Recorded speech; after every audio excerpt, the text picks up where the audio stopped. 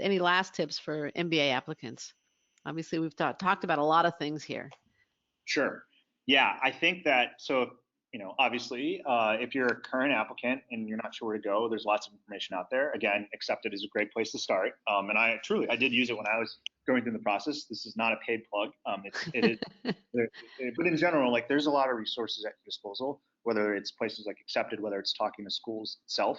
And really truly finding out like what that experience is like. And I really urge you, if you are still kind of in that exploratory phase, don't just read what's on the website or look at the stats. Like really take a deep look at like what a student's day looks like, right? Or another thing is like if you're going to talk to students or alum, one piece of advice is get a different mindset. So talk to a recent student, talk to an alum from 2 years out, and talk to an alum from 10 years out, right? Because at some point you could be one of them, and you know what? They may be saying different things, but all that will be helpful. But context matters.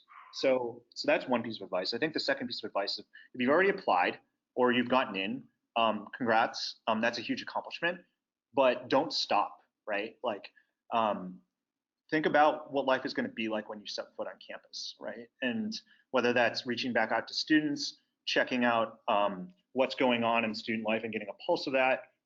Certainly you can buy MBA Insider. I wouldn't hate that. It might be a great guide and great help. But similar to what I was saying before, when I was doing my research and talking to MBA alums and students, going back to like if I knew now if I knew then what I know now, this time of after you've gotten accepted or when you kind of know you're going to when you start, there's a lot of things that you can do, and really honing in on a couple of those things, I think that could be really valuable.